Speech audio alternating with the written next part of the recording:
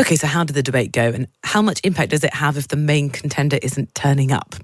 Erol Morkoc is the chief strategist for Republicans overseas. Erol, good morning. Hi, good morning. Thank you for having me. You've obviously watched the debate. I should say Republicans overseas, but you are in the States right now, aren't you? And having just watched it. Yes. What sort of rang out for you? We've had lots of candidates taking jabs at Donald Trump being absent. Ron DeSantis said he's missing in action, but did he need to be there, Donald Trump?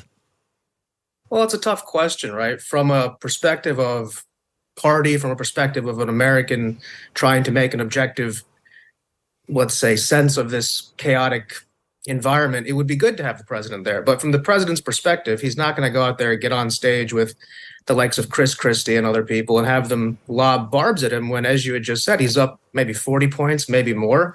So it's a tough thing. Would the viewers, would the party like to see him on stage? I think all of us would. But do we understand why he's not there? It's game theory. Why put yourself out there when you're sort of destined to watch these people fight amongst themselves and potentially implode before they get to you? That doesn't say he wouldn't come to the final debate, or maybe, DeSantis floated the potential of a 1v1 debate between the two of them, like DeSantis is about to do with Governor Newsom in California. So there's maybe some new structure, but definitely leaves a lot to be desired, because a lot of people who are Trump supporters would have watched his speech in Detroit versus the debate, which is further fracturing the party in terms of like focusing the policy and whatnot. So it's a double-edged sword for everybody involved.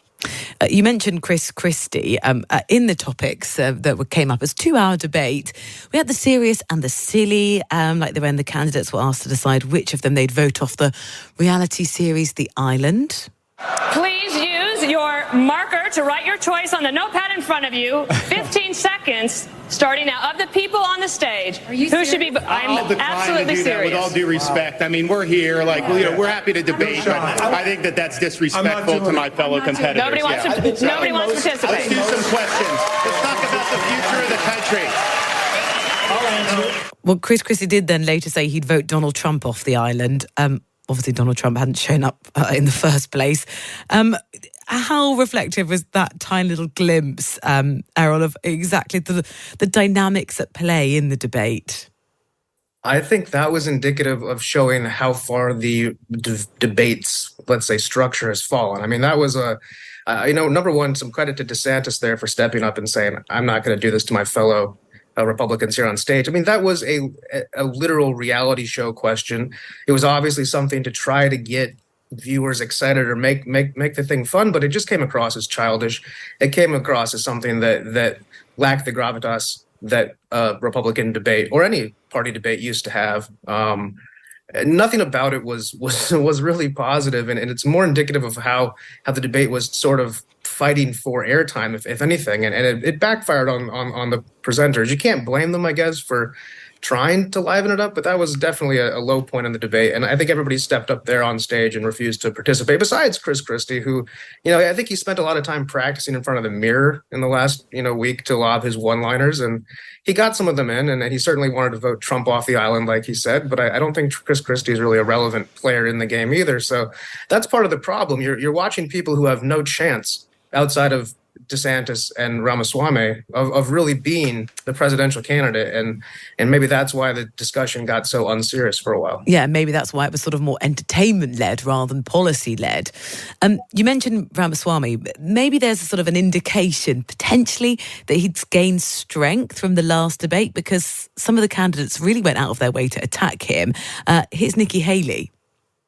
This is infuriating because TikTok is one of the most dangerous social media apps that we could have. And what you've got, I honestly, every time I hear you, I feel a little bit dumber for what you say.